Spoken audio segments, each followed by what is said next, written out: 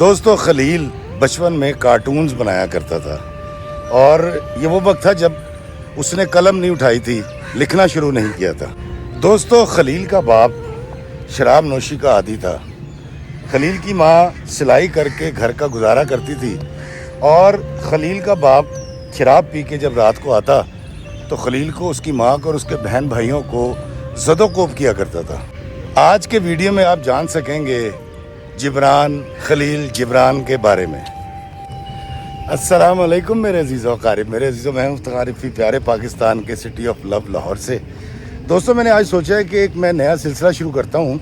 ہفتے میں ایک ویڈیو میں بنایا کروں گا کسی بھی تاریخی شخصیت کے اوپر۔ وہ ادیب ہو سکتے ہیں، وہ شاعر ہو سکتے ہیں، وہ پینٹر ہو سکتا ہے، وہ جنگجو ہو سکتے ہیں، وہ سیاستدان ہو سکتے ہیں، تاکہ جو لوگ میری ویڈیوز دیکھتے ہیں ان میں، اور خاص طور پہ وہ نوجوان جو میرے ویڈیوز دیکھتے ہیں، ان کے اندر کتاب پڑھنے کا رجحان پیدا ہو اور وہ جان سکیں کہ تاریخ میں کون کون گزرا، اس کے کیا کیا کارنامے تھے۔ تو آج جس شخصیت میں بات کرنا چاہ رہا ہوں وہ ایک فلسفی ہے، لیکن جب آپ اس کی مصوری دیکھیں تو ایسا لگتا ہے وہ مصور ہے۔ جب اس کی شاعری سنیں تو پتہ چلتا ہے وہ شاعر ہے، لیکن جب آپ اس کو ایک ناول نگار کی حیثیت سے دیکھیں تو وہ ناول نگار لگتا ہے۔ اور یہ وہ شخصیت ہے جس کی حکایتیں بڑی مشہور ہیں اور بسا اوقات تو سمجھ بھی نہیں آتی، اتنی گہری بات کر جاتا ہے۔ جی ہاں، میں بات کر رہا ہوں جبران خلیل جبران کی۔ خلیل جبران سے میرا تعارف 9ویں کلاس میں ہوا تھا، جب مجھے میرے ابا نے ایک کتاب لا کر دی اور ابا جی نے مجھے فرمایا کہ بیٹا یہ پڑھنا ہے۔ دوستوں میں نے اپنی کتاب میں ذکر کیا، یہ انہی دنوں کی بات ہے جب مجھے میرے ابا نے منٹو کا افسانہ ٹھنڈا گوشت پڑھنے کے لیے دیا تھا، جو کہ میں آج تک ابا سے یہی کہتا رہا کہ میں نے اب تک نہیں پڑھا۔ بچہ تھا، سمجھ نہیں سکتا تھا کہ میرا باپ مجھے ہر طرح کا ادب پڑھا کے کیسے ٹرین کر رہا ہے۔ تو دوستوں میں بات کرتا خلیل جبران کی۔ میں نے خلیل جبران کو جب پڑھا تھا تو پہلا جو ان کا چھوٹا سا مضمون میرے سامنے آیا وہ حکایت یہ تھی کہ ایک چوراہے پر دو مختلف مکتب فکر کے علماء کے درمیان بحث ہو گئی۔ ان میں سے ایک وہ تھا جو اللہ کو ماننے والا تھا، اللہ کے وجود کو، اور دوسرا وہ تھا جو اللہ کے وجود کا انکاری تھا۔ دونوں میں بڑی زوردار بحث ہوئی اور مناظرہ ہوا اور دونوں نے دلیلیں دیں۔ ایک اللہ تعالیٰ کی موجودگی پر دلیل دے رہا تھا اور ایک اللہ کے نہ ہونے پر، اور یہ سلسلہ کافی لمبا چلا۔ بہت سارے لوگ، ہزاروں لوگوں نے اس مباحثے کو سنا، اور جب وہ مباحثہ ختم ہوا تو جو اللہ کا نام ماننے والا تھا وہ مسجد چلا گیا اور جو اللہ کا ماننے والا تھا وہ اپنے گھر گیا اور اس نے اپنے گھر میں موجود تمام کتابیں جلا دیں۔ دوستو جب میں نے یہ پڑھا تو میں بڑا حیران ہوا، اور اس کا عنوان تھا تبادلہ خیال۔ 9ویں کلاس میں نے جب اس کو پڑھا تھا تو میں سوچتا تھا کہ یار تبادلہ خیال ایسا نہیں ہوتا، اور یہ سب فضول سی بات کی ہے خلیل جبران نے۔ اس کی وجہ یہ ہے کہ کیونکہ میں گاڈ بلیور تھا اور الحمدللہ آج بھی ہوں، مسلمان ہوں، تو مجھے اس حکایت کی فلسفی سمجھ نہیں آئی تھی، اور میں بالکل نہیں سمجھ پایا تھا کہ خلیل جبران کیا کہنا چاہ رہا ہے۔ لیکن آج اس عمر میں جب میں 56 سال کا ہو گیا ہوں تو جیسی یہ چمگادڑوں کی آوازیں آ رہی ہیں نا، اس طرح سے اب بہت ساری باتیں خود ہی سمجھ آ جاتی ہیں، اندر سے آوازیں اٹھتی رہتی ہیں۔ تو یہ حکایت خلیل جبران سے میرا پہلا تعارف تھا۔ دوستو خلیل جبران لبنان میں پیدا ہوا تھا، ایک گاؤں میں۔ اس کا باپ جو ہے وہ ٹیکس کلیکٹر تھا اور شراب نوشی کر کے بیوی کو اور اپنے بچوں کو بہت مارا کرتا تھا، بد کلامی کرتا تھا۔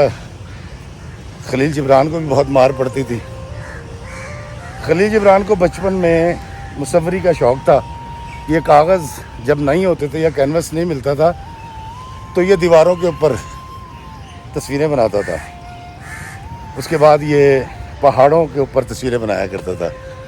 اور اسکول میں جب کوئی ٹیچر اس کی مرضی کے مخالف کوئی بات کرتا تھا یا اس کو پیٹا کرتا تھا یا برا بھلا کہتا تھا تو پھر یہ بلیک بورڈ پر اس کا کارٹون بنا دیا کرتا تھا.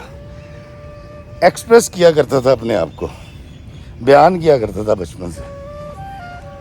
اور یہ اور اس کی والدہ بڑے تنگ تھے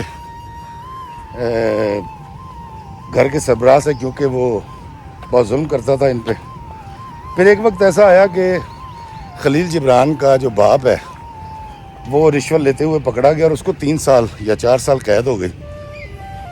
اور یہ وہ وقت تھا جو نجات کا وقت تھا, اور اس کی ماں نے فیصلہ کیا وہ اپنے بچوں کو لے کر شپ کے ذریعے امریکہ جا کر سیٹل ہو گئی. دوستو, یہ وقت تھا 19ویں صدی کے اوائل کا, کیونکہ 18ویں صدی کے آخر میں اس کی پیدائش ہوئی تھی. امریکہ گیا, وہاں اس نے پڑھنا شروع کیا اور ایک مصوری کا انسٹیٹیوٹ تھا, وہاں یہ جایا کرتا تھا اور اس کی تصویریں بہت پسند کی جانے لگیں اور یہ بڑا ہوتا چلا گیا. دوستو, اس نے جب شاعری شروع کی تو اس کی شاعری بہت مشہور ہوئی. جب اس نے تصویریں بنانی شروع کی تو اس کی تصویریں ہزاروں ڈالر میں بکنا شروع ہو گئیں. اور جب یہ جوان ہو کر لبنان واپس آیا اور اس نے ایک مشاعرے میں اپنا کلام سنایا تو اس کے باپ نے, جو کہ سدھرا نہیں تھا, اس نے کہا جی اس سے گھٹیا شاعری میں نے آج تک نہیں سنی. خیر, یہ تمام باتیں, یہ تمام چیلنجز خلیل جبران کو آگے لے کر جا رہے تھے, دھکا دے رہے تھے. ویسے بھی کہتے ہیں کہ ناکامی جو ہے وہ کامیابی کی نوید ہوتی ہے. وہ لوگ جو مخالفت کر رہے ہوتے ہیں در حقیقت وہ آپ کے بڑے محسن ہوتے ہیں. وہ آپ کو یہ کہہ کر کے بھائی تو ایک کر ہی نہیں سکتا, وہ ٹاسک اچیو کرنے پر دھکیل رہے ہوتے ہیں, راغب کر رہے ہوتے ہیں, اور الٹیمیٹلی آپ کامیاب ہو جاتے ہیں. تو دوستو, خلیل جبران نے ایک کتاب لکھی جہاں سے یہ بہت مشہور ہوا. اس کتاب کا نام تھا دا پروفٹ. دا پروفٹ کتاب اس قدر مشہور ہوئی کہ پوری دنیا میں اس کی اس دور کے اندر 10 لاکھ کاپیاں بکی تھیں. اور آج بھی, وعلیکم السلام جی, کیسے ہیں آپ, خیریت سے؟ اور آج بھی اگر آپ انٹرنیٹ پر جائیں, دا پروفٹ لکھیں, اس کا اردو ترجمہ آپ کو مل جائے گا. ذرا طویل ہے, کئی گھنٹوں کی ہے, لیکن آپ اس کو پڑھ بھی سکتے ہیں اور سن بھی سکتے ہیں. اس کے بعد اس کی جو 38 کے بعد کی جو ایج تھی, 36, 37, 38 کے بعد, اس کے اندر کا جو فلسفی تھا وہ اجاگر ہوا.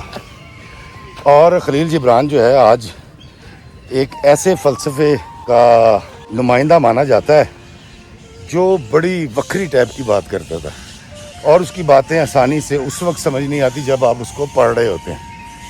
تو مجھے امید ہے خلیل جبران کو آپ ضرور پڑھیں گے, اور سب کچھ میں دستا پھر تسی کی پڑھنا.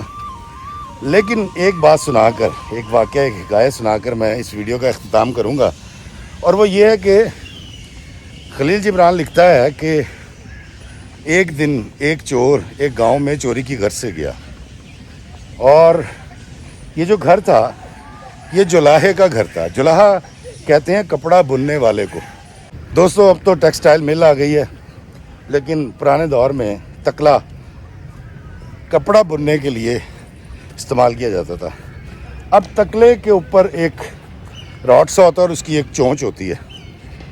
تو خلیل جبران لکھتا ہے کہ جب وہ چور, وعلیکم السلام جی, جب وہ چور چوری کے لیے دیوار سے صحن میں کودا اس کچے گھر کی, جلاہے کے کچے گھر کی, تو نیچے تکلا پڑا تھا, اور تکلے کی جو نوک تھی وہ اس کی آنکھ میں لگی اور اس کی آنکھ پھوٹ گئی. وہ بڑا چیختا چلاتا وہاں سے فرار ہو گیا. دوستو, اگلے روز وہ چور وقت کے قاضی کی عدالت میں گیا اور اس نے وہاں جا کر ایک درخواست جمع کرائی, مقدمہ کیا اس نے جلاہے کے خلاف, اور اس نے موقف یہ اپنایا کہ میں چوری کرنے گیا تھا جلاہے کے گھر.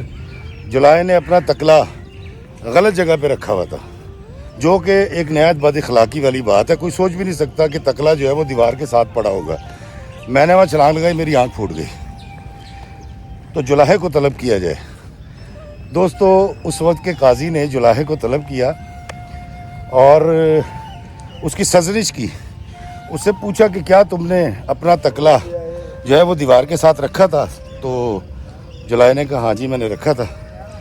تو جج نے کہا کہ تمہیں پتہ ہے کہ تمہارے تکلا وہاں رکھنے سے اس چور صاحب کی آنکھ پھوٹ گئی ہے؟ اس نے کہا جی یہ تو اچھی بات ہے، چوری کرنے آیا تھا، اچھا میرے تکلے نے مجھے بچا لیا، وہ تو اتفاق سے وہاں میں نے رکھ دیا تھا اور میرا گھر نقب زنی سے محفوظ ہو گیا. تو دوستو قاضی نے غصہ کیا. اس وقت کے قاضی نے فیصلہ سنایا کہ چونکہ جلاہے نے تکلا غلط جگہ پہ رکھا تھا جس کی وجہ سے چور کی آنکھ پھوٹ گئی اور ضائع ہو گئی ہے، وہ ہمیشہ ایک آنکھ سے دیکھ پائے گا. اس جرم کی پاداش میں جلاہے کو 5 سال قید دی جاتی ہے. دوستو جب میں نے یہ پڑھا، میں کافی بڑا ہو چکا تھا، کالج جاتا تھا، تو مجھے پھر سمجھ آنا شروع ہوا کہ دوستو جب ہم سوسائٹی میں انصاف نہیں کرتے، جب ہم دوستوں کے ساتھ انصاف نہیں کرتے، جب ہم بیوی بچوں کا استحصال کرتے ہیں اور حق سچ کی بات نہیں کرتے، تو وہاں تو نہ رشتے رہتے ہیں، نہ بیوی بچے رہتے ہیں، نہ دوست رہتے ہیں، اور نہ ہی آپ کے پاس عزت رہتی ہے. تو وہ سوسائٹی جہاں پر انصاف نہ ہو اور بر وقت نہ ہو، اور السلام علیکم جی کیا حال ہے، اور خلیل جبران کے منصف کی طرح کا انصاف ہو، اور سوسائٹی دا بیڑا غرق ہو جاتا ہے. تو اگر ہم چاہتے ہیں کہ ہمارے رشتے برقرار رہیں، ہماری بیوی بچے، ہمارے ماں باپ، ہمارے احباب ہم سے خوش رہیں، تو سوسائٹی میں، گھر میں، محلے میں، آفس میں انصاف کیجئے اور انصاف کی بات کیجئے اور اس پہ قائم ہو جائیے کہ میرے آقا کریم صلی اللہ علیہ وآلہ وسلم کا بھی یہی حکم ہے. اللہ تعالیٰ مجھے اپنے ارد گرد کے لوگوں کے ساتھ رحم کا معاملہ کرنے کی اور انصاف کے ساتھ رہنے کی توفیق عطا فرمائے، نہ کہ خلیل جبران کے اس قاضی کی طرح کا جس نے چور کی آنکھ پھوٹنے پر جلاہے کو تکلا غلط جگہ پر رکھنے پر سزا سنا دی تھی. اللہ میں آسانیت عطا فرمائے اور آسانیت تقسیم کرنے کا شرف عطا فرمائے، آمین. السلام علیکم ورحمۃ اللہ وبرکاتہ.